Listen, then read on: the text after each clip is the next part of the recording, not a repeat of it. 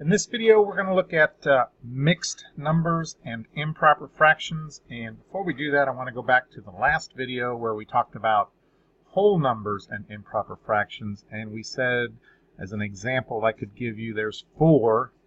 And what would 4 be equal to if we wanted to know how many fifths were in 4 wholes?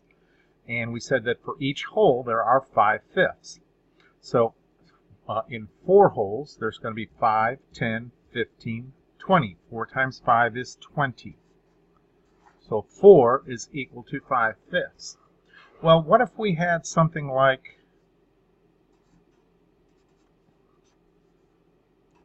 23 fifths? Okay, and what we would have to be able to do with this is to know, well, how many wholes we have and what is going to be left over. Okay, and how would we report that? So we know that 20 fifths is 4. Okay, so I'm going to put a 4 here. Okay, but that 20 fifths, remember we talked about decomposing fractions before, so I'm going to decompose 23 fifths down here and make it 20 fifths plus 3 fifths. So 20 fifths plus 3 fifths would give me my 23 fifths that are up here. So I know that this part, 20 fifths, is equal to 4.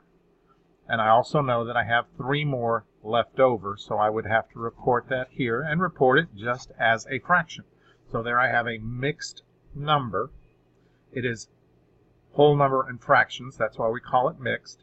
Here we just have an improper fraction where the numerator is larger than the denominator, and they are equivalent. Okay, so let's try a few more of those. Let's do the number 6, and let's look at how many fourths would be in 6. Okay, so again, how am I going to make those two equal? Well, each whole has 4 parts. There are 6 wholes. 6 times 4 is 24. Okay, but what if I had 27 fourths? Okay, so we'll write that right here, 27 fourths. And I want to know how much is this going to be equal to. Okay, so I go back here, and I know that 24 fourths is 6. Okay, so I'm going to decompose 27 fourths into 24 fourths plus 3 more, because 24 plus 3 equals 7. Okay, so 24 fourths plus 3 fourths equals 27 fourths.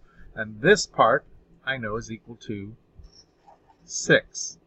And this part just gets reported as the fraction that it is. Okay, so I'm going to take a look at one more. Let's do 13 thirds. Okay, so this time I'm going to start with the improper fraction and head towards the mixed number. And again, if you're having trouble with visualizing this, okay, let's just start putting a bar here and divide it into thirds. So there's 3 thirds.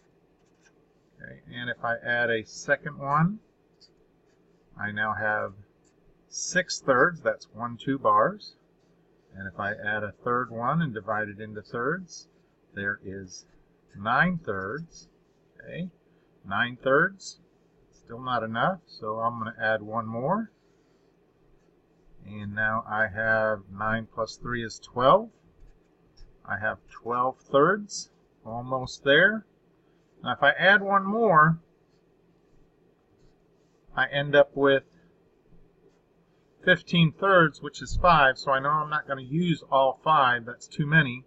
Okay, so I'm going to use 1, 2, 3, 4, 5, 6, 7, 8, 9, 10, 11, 12, 13. So I've used 4 full bars, and I've used 1/3 more. Okay, and if we go back to what we were talking about before with whole numbers, 4 is how many thirds? 4 groups of 3 is 12. That would be 12 thirds plus 1 more is 13 thirds.